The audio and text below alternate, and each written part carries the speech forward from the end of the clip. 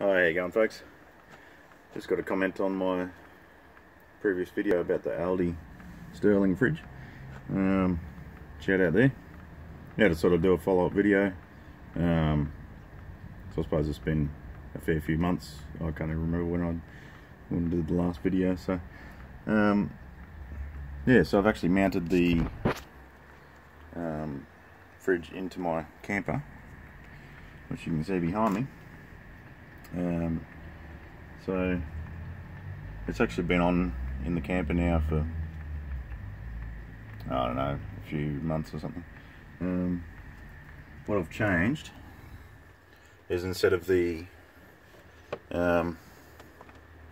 cigarette lighter plug, which I had up here, the voltage drop was too much for it.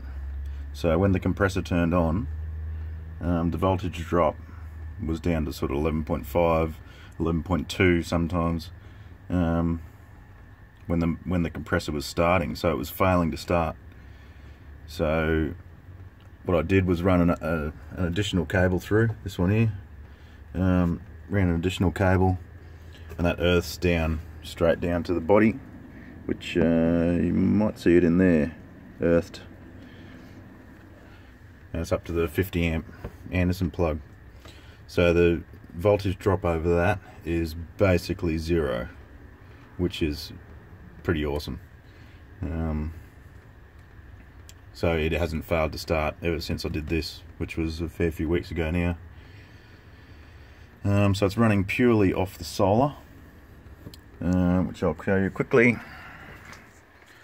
So I've got the solar up here. Obviously it's night time and it's raining, so it's not on, but because the battery's still charged up, it still says that the load part of the circuit is on. So yeah, that runs up to the roof, up to the cables. I've got the voltage sensitive relay coming from the alternator as well. Master switch to turn off the front battery. And I've got it running through a 40 amp automatic reset. So, and it's both ways. So the fridge can actually access 80 amp here, because it gets 40 amp from the front battery when it's turned on, and 40 amp from this battery. But I don't think that's dangerous at all, because the fuse in the battery, the fuse in the fridge is a 15 amp or something like that, so that'll blow first anyway. Yeah, so that's that part. Yeah, so I've just changed it to an Anderson plug, which gives you a much more secure connection. It's just a 50 amp one, which is more than sufficient to run this. And yeah, it's been running, that's at 0 degrees at the moment. Oh, it should be on eco, but anyway, since I turned it off, since I just unplugged it, goes back to max. So I've got a whole heap of stuff in there at the moment, so she's pretty full.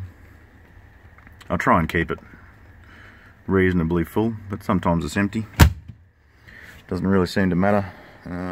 It runs about the same duty cycle no matter how much you got in there, really.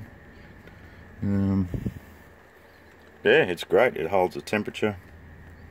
I've never used it as a freezer, but I have tested it as a freezer, and it did get down to -18 fairly quickly.